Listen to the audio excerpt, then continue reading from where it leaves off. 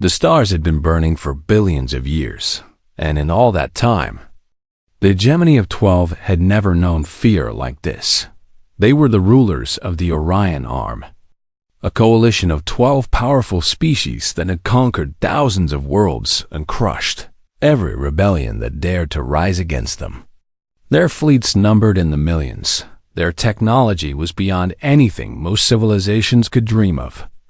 And their combined military might had brought order to the chaos of the galaxy for 60,000 years, but now something was hunting them, and they did not know how to stop it. The creature came from the void between galaxies, from the empty darkness where no star had ever shone. It was massive beyond belief, a thing of living metal and pulsing energy that stretched across the blackness of space like a nightmare given form. The hegemony's scientists called it the Vethkai, a name taken from an ancient word meaning the end of all things, and with each passing day, that name proved more and more accurate. Admiral Korath stood on the bridge of the flagship, Eternal Dominion, and watched the battle unfold on the massive view screen before him. His species, the Volanti, were known throughout the galaxy for their powerful minds and their ability to see glimpses of the future. But even his gifts could not prepare him for what he witnessed. The hegemony's third fleet, over 10,000 warships strong, had surrounded the Vethkai near the Keldron system. They had come with every weapon at their disposal: plasma cannons that could melt through a planet's crust, gravity bombs that could crush matter into nothing, and psychic amplifiers that could shatter the minds of entire armies. None of it mattered. The Vethkai moved through the fleet like a predator through a school of fish. Energy weapons struck its shifting hide and simply vanished, absorbed into the creature's body as if they were nothing more than food. Kinetic rounds, traveling at speeds that should have torn through any material in existence, bounced harmlessly off its surface. Nuclear fire bloomed against its form in brilliant flashes of light, and the creature seemed to grow stronger from each explosion. Korath watched as ship after ship was destroyed. The Vethkai did not simply attack, it consumed. Its massive form would wrap around a vessel, and within seconds, there would be nothing left but dust and silence. The screams of dying crews filled the communication channels until, one by one, they went quiet. Fall back, Korath ordered, his voice breaking with a desperation he had never felt before. All ships, fall back. But the retreat came too late for most of them. By the time the surviving vessels managed to escape, over 8,000 ships had been destroyed, and the Vethkai continued its slow, unstoppable advance toward the heart of hegemony space in the days that followed. The Council of 12 gathered on the capital world of Seratos Prime to discuss their options. The Great Hall was filled with representatives from each of the ruling species: the crystalline Selthari, the cybernetic Kryn, the energy beings known as the Archons of Null, and many others.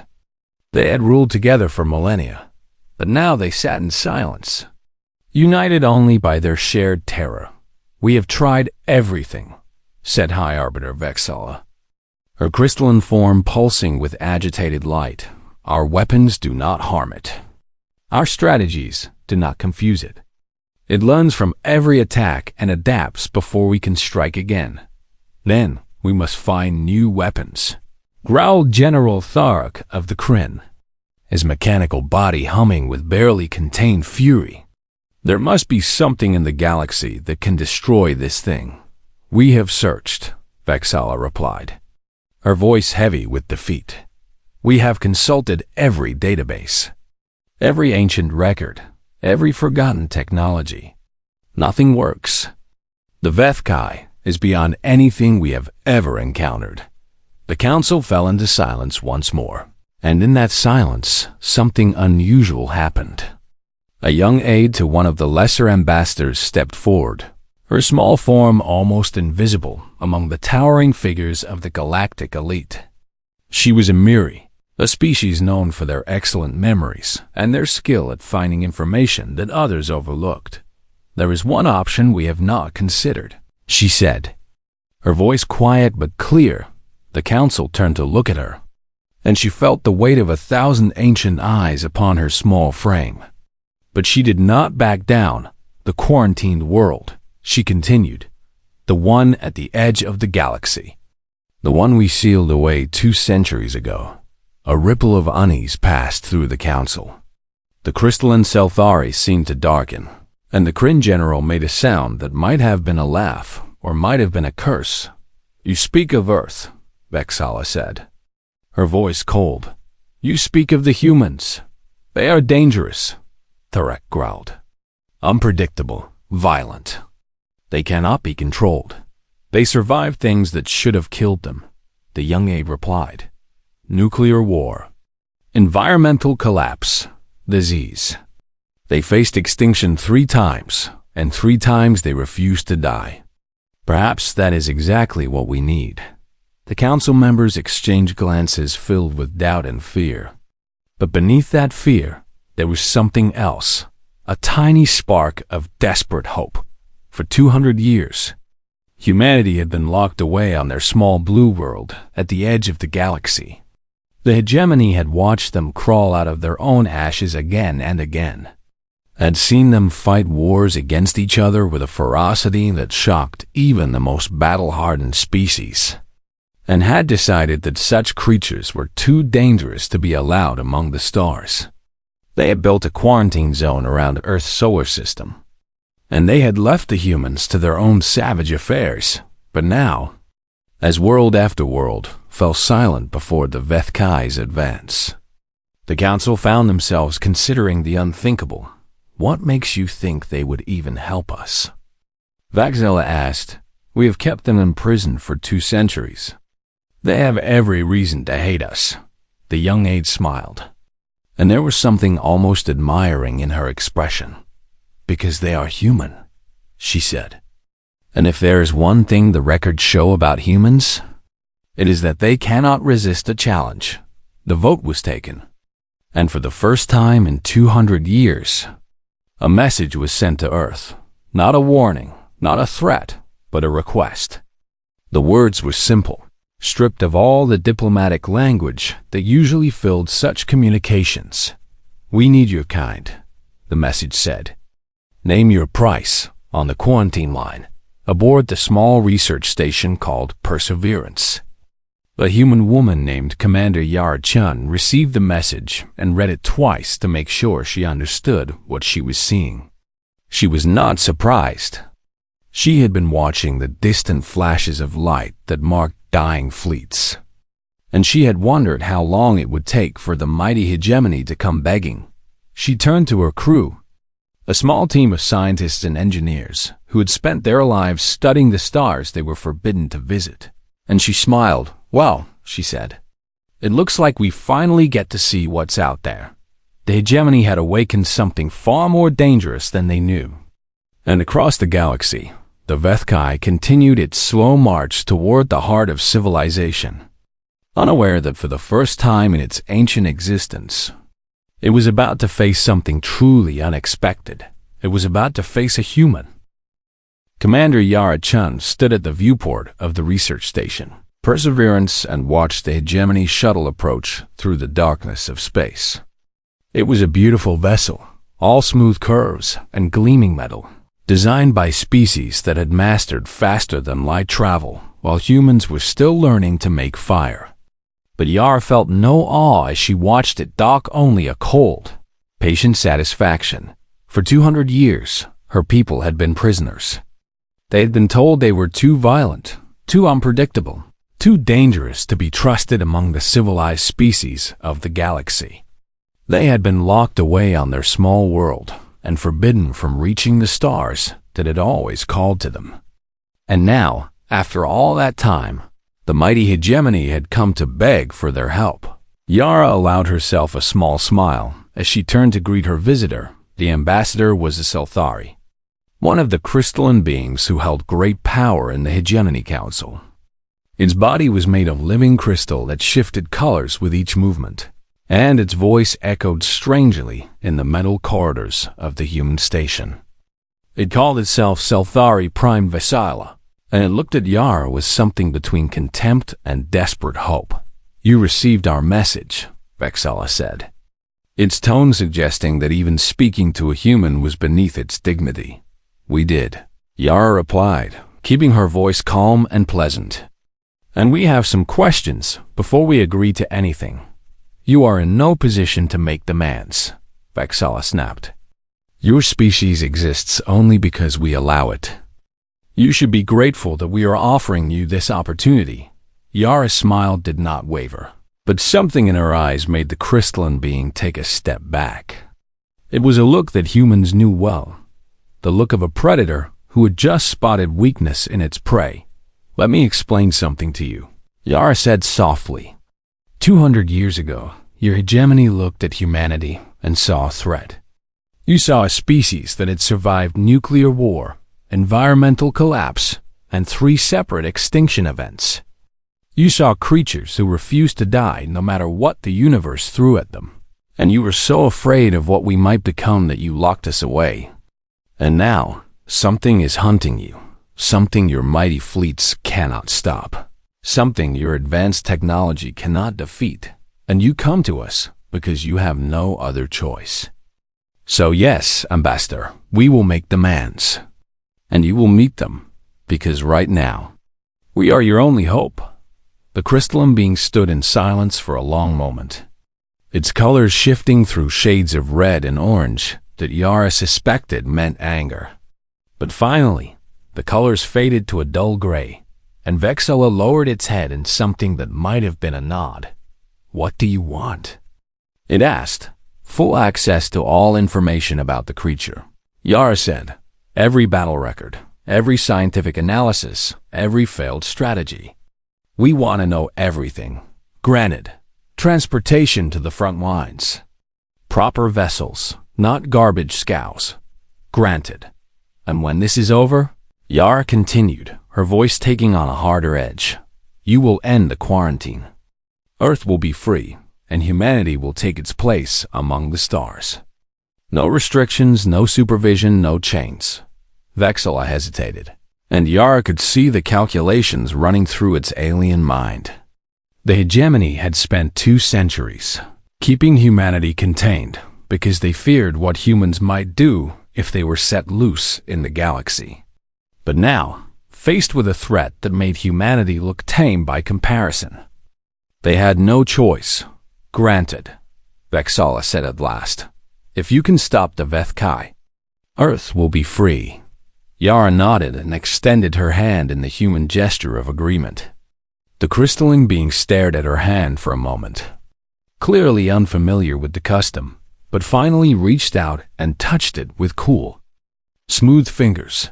"Now," Yara said, "let me introduce you to my team."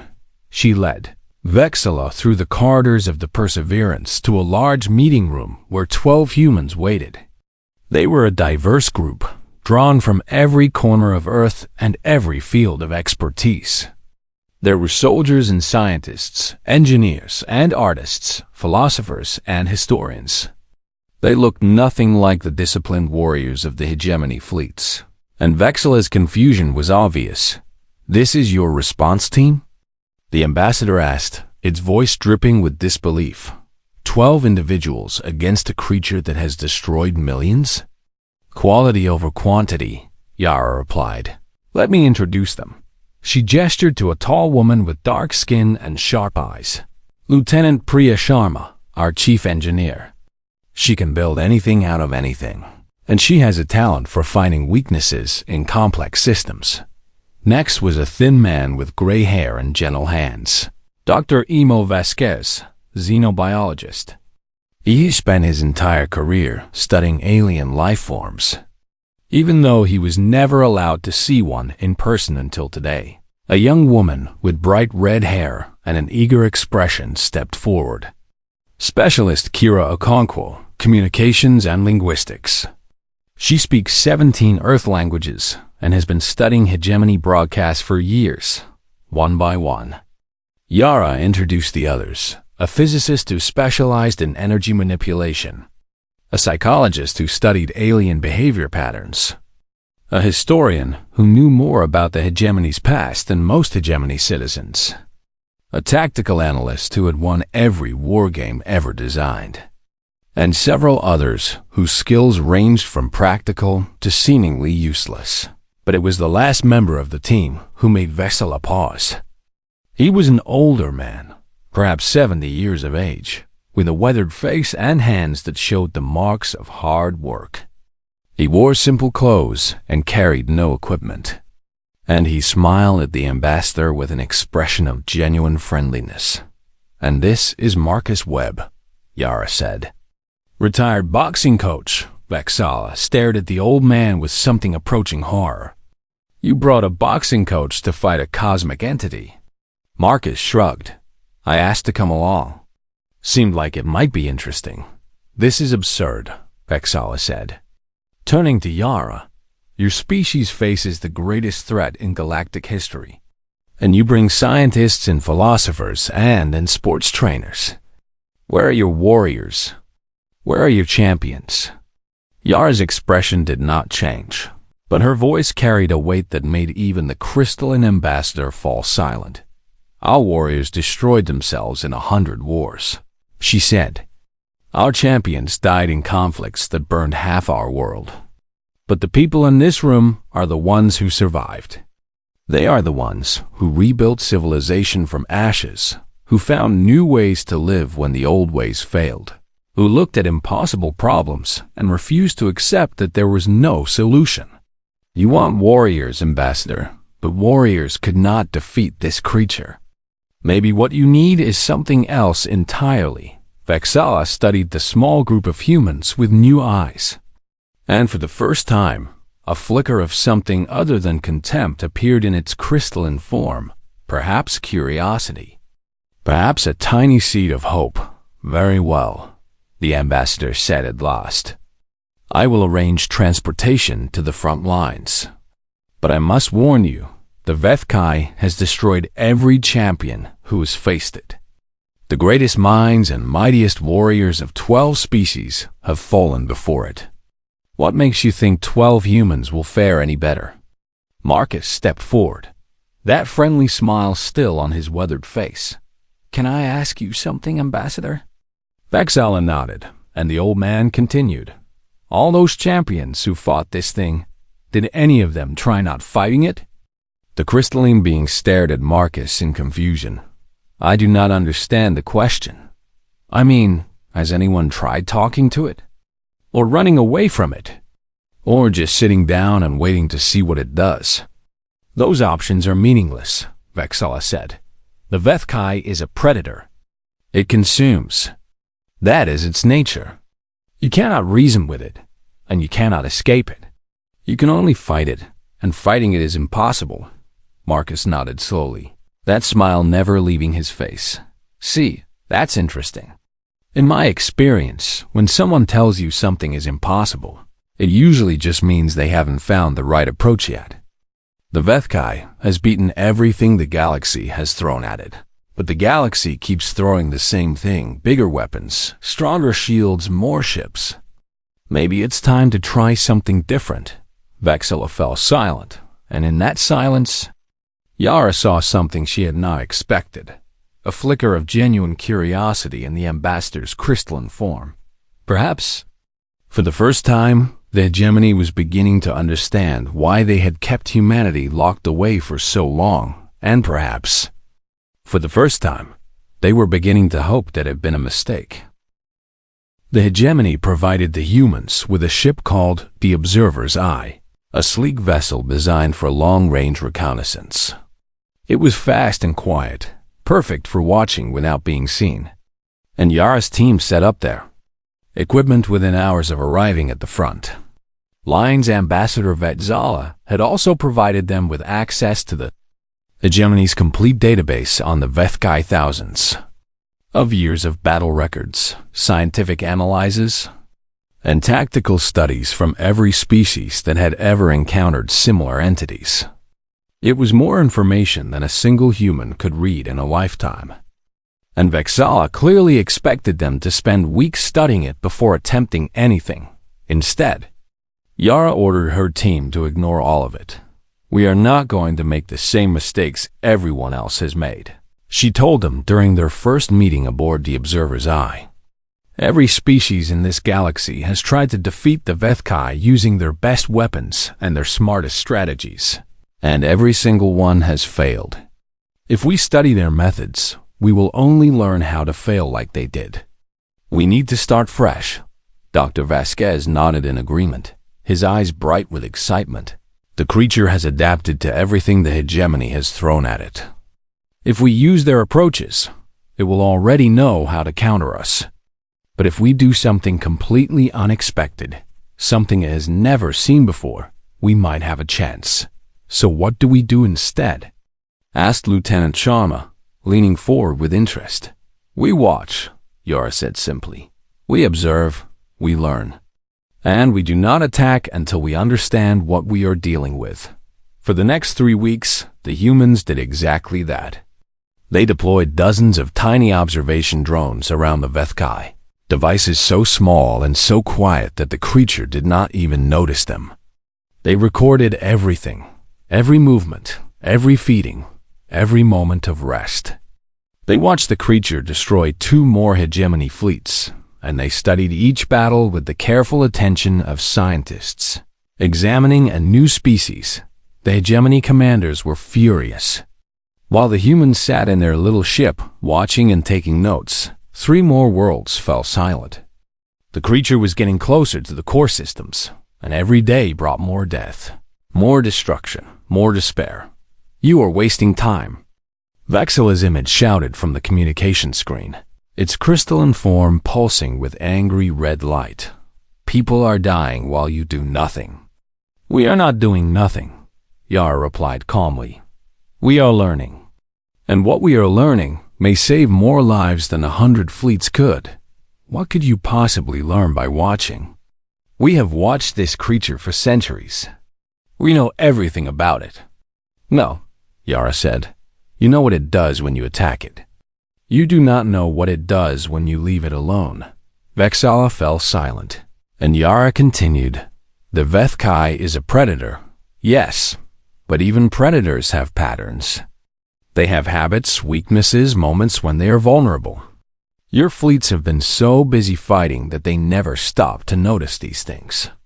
But we have noticed, Ambassador, and what we have found is very interesting.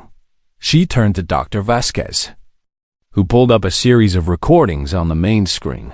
Watch this carefully, the doctor said, pointing to a moment in one of the battle recordings. This is from the destruction of the Kryn 3rd Division. See how the creature adapts to their weapons. It takes exactly 0.003 seconds for it to analyze a new attack and develop a counter. That is incredibly fast, but it is not instant. There is a delay. 0.003 of a second? Vexilla asked. That is meaningless. No weapon can exploit such a tiny window. Not one weapon. No, Lieutenant Sharma said, stepping forward with a smile. But what about 1,000 weapons? Or 10,000? What if we hit it with so many different attacks at once that it cannot process them all? That delay would stack, and even a few extra seconds of vulnerability could make a difference. Vasquez nodded and switched to another recording. There is more. Watch what happens when the creature consumes a nuclear explosion on the screen.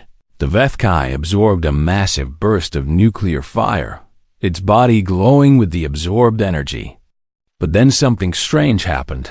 The creature paused, almost trembling, before suddenly releasing a wave of radiation in all directions. It has a saturation point, Vasquez explained. It can absorb an enormous amount of energy, but eventually it reaches a limit and must expel the excess. During that expulsion, its defenses seem to weaken significantly. In every recording we have studied, the creature becomes briefly vulnerable after overloading. Vexilla's form shifted through shades of blue and green, colors that Yara had come to associate with surprise and hope. You believe we can overload it? We believe we can try, Yara said. But there is one more thing we discovered. And this may be the most important of all. She turned to Marcus, who had been sitting quietly in the corner throughout the entire briefing. The old boxing coach stood and walked to the screen, moving with the easy confidence of someone who had faced countless opponents in his long life. "Show the Kryn commander recording," Marcus said, and Vasquez pulled up a new video on the screen. A massive Kryn war construct, a machine being of metal and weapons, faced the Vethkai alone. Its ship had been destroyed, and it was floating in space with nothing but a small plasma torch in its mechanical hands. Instead of fleeing or surrendering, the Kryn charged directly at the creature, screaming defiance across every communication channel. It was futile, of course. The Vethkai consumed the Kryn in seconds. But Marcus pointed to a specific moment just before the end. "There," he said. "Watch the creature right there." Everyone leaned forward, and they saw it a tiny flinch, a momentary recoil, as the Kryn commander charged. It lasted less than a second, but it was unmistakable. "The creature flinched," Marcus said. "This thing has destroyed millions of ships and consumed countless warriors. And it flinched when one damaged machine charged at it with a tiny weapon. Why? Perhaps it was surprised by the attack direction?" Sharma suggested. "No," Marcus said, shaking his head. "Look at its pattern. The Vethkai has never shown surprise at any tactical maneuver. It adapts to everything. But this was different. This was not a tactical response. This was an emotional response." "The creature has emotions?" Vexala asked, clearly shocked. "Every living thing has some form of emotion," Dr. Vasquez said. "Even the simplest organisms respond to threats and opportunities. The question is, what emotion did the Kryn commander trigger?" Marcus smiled, and there was something almost sad in his expression. "I have spent my whole life teaching fighters. I have seen champions, and I have seen cowards, and I have seen everything in between. And in all those years, I have learned one important truth. The most dangerous opponent is not the strongest or the fastest. The most dangerous opponent is the one who is not afraid to lose." He pointed at the frozen image of the charging Kryn. That commander was going to die, and it knew it was going to die, and it charged anyway. It did not fight to win. It fought because fighting was the only thing left to do. And the Vethkai did not know how to react to that. "You believe the creature is afraid of something?" Yara asked. "Not afraid." "Exactly," Marcus said. "I think it is confused. The Vethkai has been hunting across the galaxy for a very long time. And in all that time, everything it has faced has tried to survive. Every fleet has retreated when the battle was lost. Every species has prioritized its own existence over victory. The creature has never encountered something that would rather die than quit." He turned to face the rest of the team, and his eyes were bright with understanding. "That is what we need to show it. Not a bigger weapon or a smarter strategy. We need to show it something it has never seen before, an opponent who will not stop, no matter what." The room fell silent as the implications sank in. "You are suggesting we sacrifice ourselves?" Vexala asked, its voice uncertain. "No," Yara said slowly, beginning to understand what Marcus was saying. "He is suggesting something far more dangerous than that. He is suggesting we fight like humans." Marcus nodded. "Your champions have been fighting to defeat the creature. They attack until they cannot attack anymore, and then they run or they die. But what if someone fought differently? What if someone fought not to win, but simply to not lose? What if someone kept fighting long after any sane being would have given up?" "The creature would adapt," Vexala said. "It adapts to everything." "You can adapt to a weapon," Marcus replied. "You can adapt to a strategy. But can you adapt to stubbornness? Can you develop a counter to an opponent who simply refuses to acknowledge that the fight is over?" The question hung in the air, and for the first time since the Vethkai had appeared, the humans in the room felt something that had been missing from every hegemony battle report. They felt hope. The Council of 12 gathered once more in the great hall of Serados Prime, but this time a human stood before them.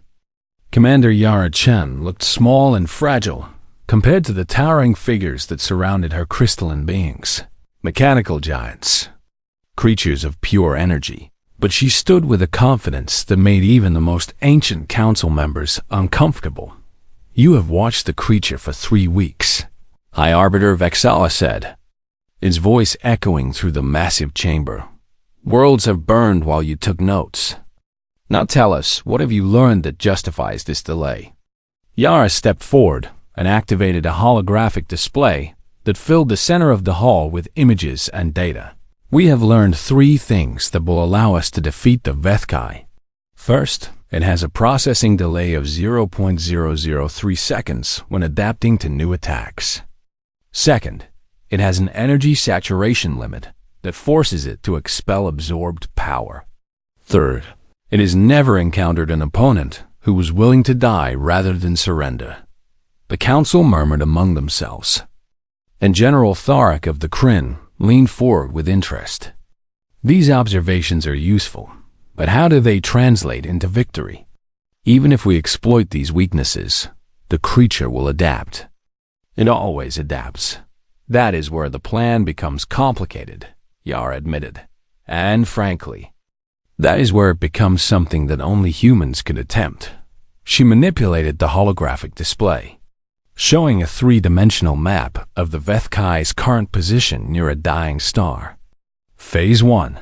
We attack the creature with everything the hegemony has simultaneously. Not one weapon at a time, not in waves, but all at once. Every type of attack, every frequency, every method of destruction. We overwhelm its processing capacity and force it into that delay window.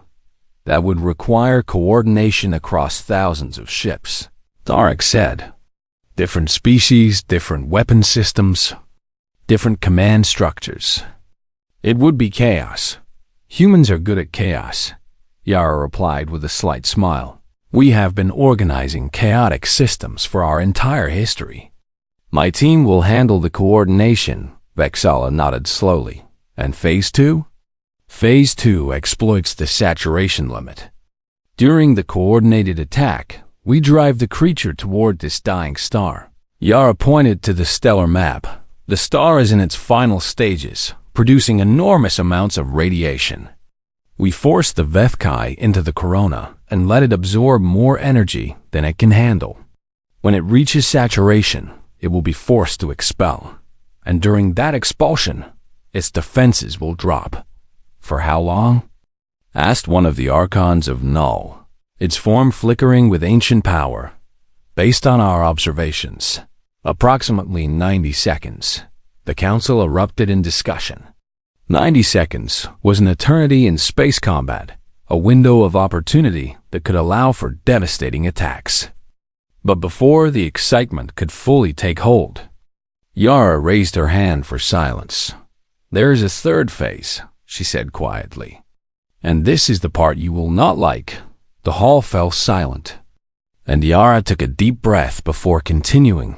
During those 90 seconds of vulnerability, a single operative will board the creature. Not to plant a bomb, not to upload a virus, but to make contact. To challenge it directly, one-on-one. The silence stretched for a long moment before Vexala spoke. You cannot be serious. I am completely serious. This is suicide, Tharak growled. The creature has destroyed warships with a thought. What can one individual possibly accomplish? Something no fleet has ever accomplished, Yara replied. Something that cannot be adapted to or countered with superior firepower. A simple, direct challenge, one being against another, fighting until one of them gives up. The Archon of Null drifted closer, its energy form pulsing with curiosity. You speak of primitive combat. Single combat, like the duels of ancient species. Do you truly believe such a thing would matter to a creature like the Vethkai? I believe it is the one thing the Vethkai has never encountered, Yara said. Every opponent it has faced has fought with weapons and strategies. They have attacked as armies, as fleets, as coordinated forces. No one has ever walked up to it alone and said, "Fight me." No one has ever made it personal. And what makes you think it will accept such a challenge? Vassala asked. Yara's expression hardened, because every predator responds to direct confrontation. Every creature in the galaxy, from the smallest microbe to the largest cosmic entity, has a response built into it when something refuses to back down. The Vethkai has spent 1,000,000 years hunting prey that runs in armies that fight and then flee. It has never met something that just keeps coming, no matter what. She turned to face the full council, her voice rising with conviction. Humans spent most of our evolutionary history as persistence hunters. We were not the strongest predators on our world, not the fastest, not the most dangerous. But we could run longer than anything else. We would chase our prey for days, never stopping, never giving up, until the prey simply collapsed from exhaustion. That is what humans do. We endure. We persist. We refuse to quit. Marcus Webb stepped forward, joining Yara before the council. I have trained fighters for 50 years. I have seen men and women face opponents who were bigger, stronger, faster in every way. And I have watched those smaller fighters win, not because they were better, but because they would not stop. There comes a point in any fight where skill and power matter less than willpower. The question becomes simple: who wants it more? Who is willing to suffer longer?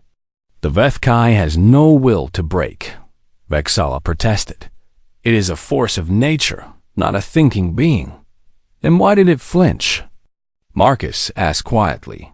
The council fell silent, remembering the recording Yara had shown them, that tiny moment of hesitation when the doomed Kryn commander had charged. It flinched because something happened that it did not expect, Marcus continued. And if it can be surprised, it can be confused. If it can be confused, it can hesitate. And if it can hesitate, it can lose. General Tharak leaned back, his mechanical form humming with processing calculations. Even if your theory is correct, who would volunteer for such a mission? The operative would almost certainly die. I will go. Yara said simply. The council erupted again, this time with objections and protests. Yara was the mission commander, the strategist, the coordinator. She was too valuable to risk on what amounted to a suicidal confrontation, but Yara had already made her decision. And she raised her hand for silence once more. I am not asking for permission, she said. I am informing you of the plan. Humanity has waited 200 years for a chance to prove ourselves to the galaxy. We were locked away because you were afraid of what we might do if we were set free. Now I am going to show you exactly what a human can do when there is no other choice. She looked around the great hall, meeting the eyes of beings who had ruled the galaxy for 60,000 years. You have sent your greatest champions against this creature, your strongest warriors, your most powerful weapons, and all of them have failed. They failed because they were trying to win. I am not going to try to win. I am going to fight until one of us quits. And humans do not quit. The council sat in stunned silence, and for a long moment, no one spoke. Then, slowly, Vexala's crystalline form shifted to a deep purple that Yara had never seen before. You would die for a galaxy that imprisoned your people?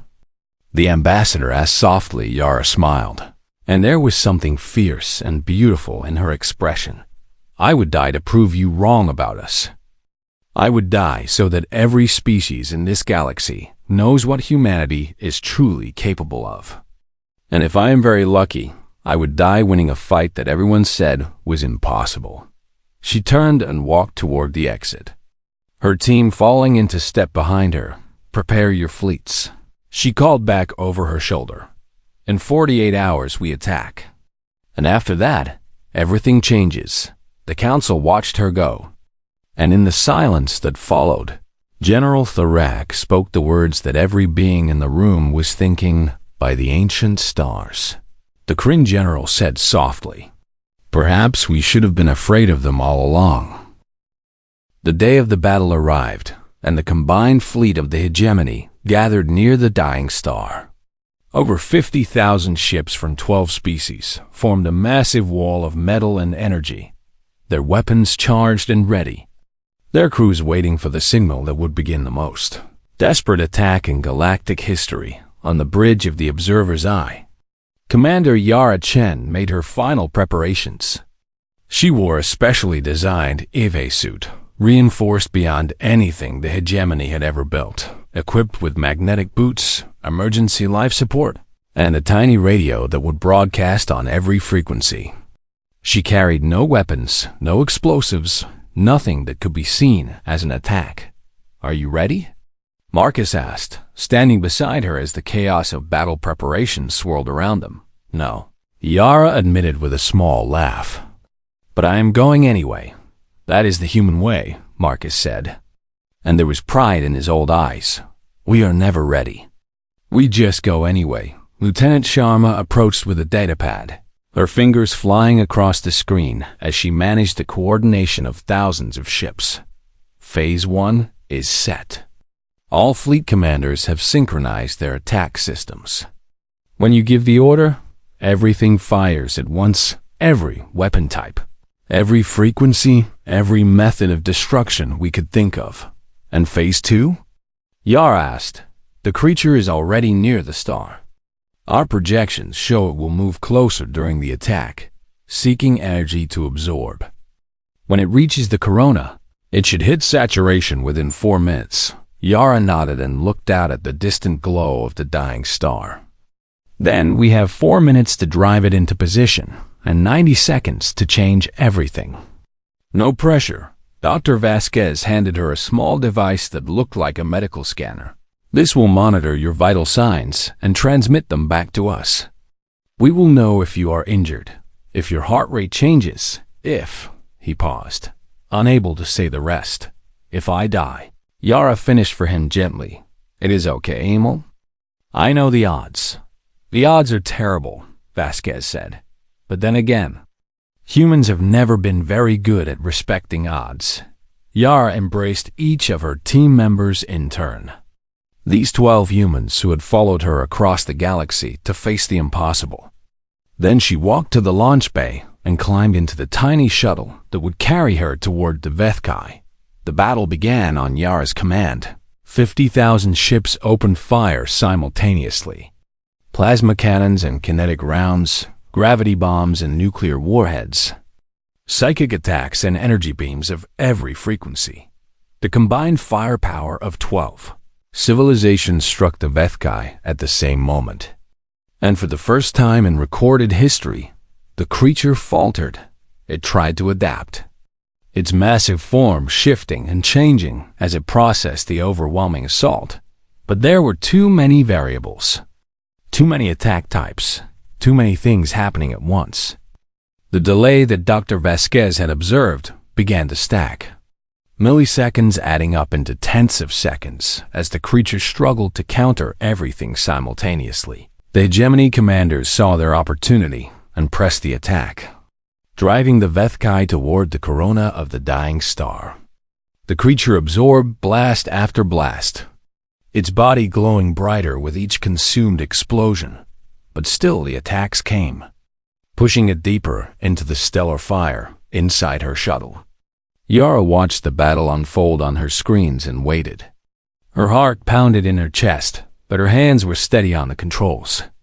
She had faced impossible odds before every human had, at some point in their history, and she drew strength from the knowledge that her entire species was watching through her eyes. The Vethkai reached the corona. The dying star's radiation poured into the creature's form, adding to the energy it had already absorbed from thousands of weapons. Its body swelled, pulsing with light that was almost too bright to look at.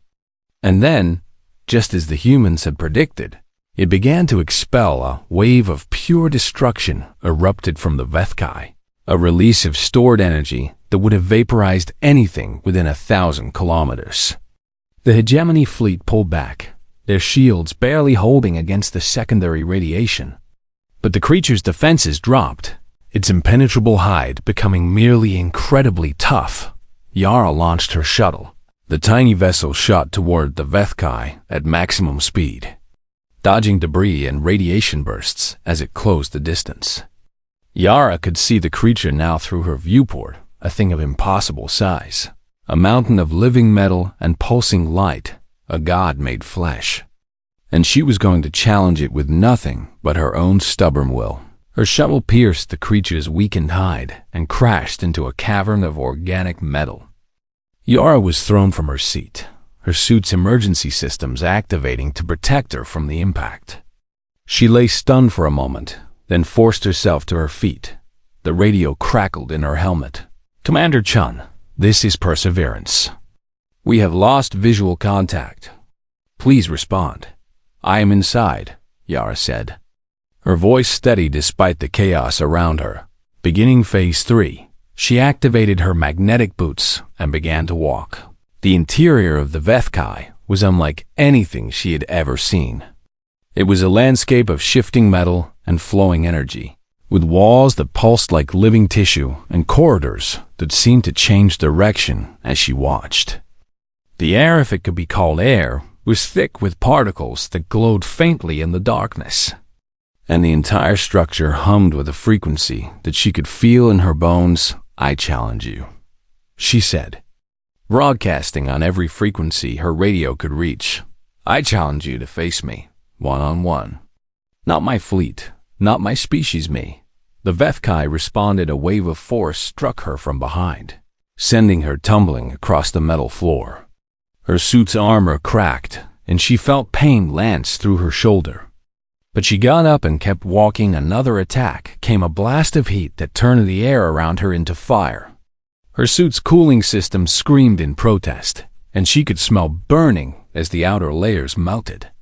But she got up and kept walking. The creature threw everything at her. Gravity distortions that crushed her against the walls. Energy beams that burned through her armor. Physical constructs of living metal that tried to tear her apart. Each attack was worse than the last. Each moment brought new pain and new damage. And each time she was knocked down, she got up and kept walking. Her suit's life support began to fail. Her oxygen levels dropped, and she could feel blood running down her side from wounds she could not see.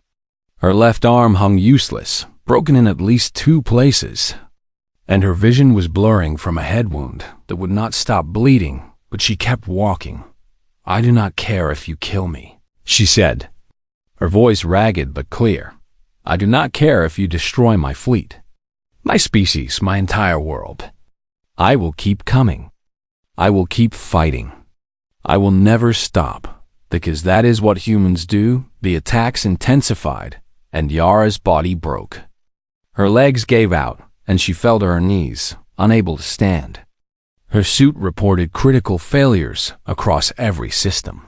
Her heart had stopped twice, and only the emergency defibrillator had brought her back. Still, she crawled forward. The creature seemed to pause, its assault faltering for just a moment as this tiny, broken thing continued to move toward its core. It did not understand. Nothing had ever done this before. Every opponent it had faced had retreated or died, but this one just kept coming. Yara reached the core, a pulsing nexus of light at the center of the creature's vast body. She could feel its power thrumming through the air, enough energy to destroy a star, enough force to crush a planet.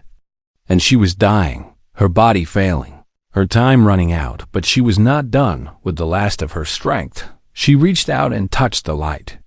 Not with a weapon, not with violence, but with her bare hand, gentle and soft, like she was calming a frightened animal. "You have been alone a long time," she whispered through broken teeth. "I know what that is like."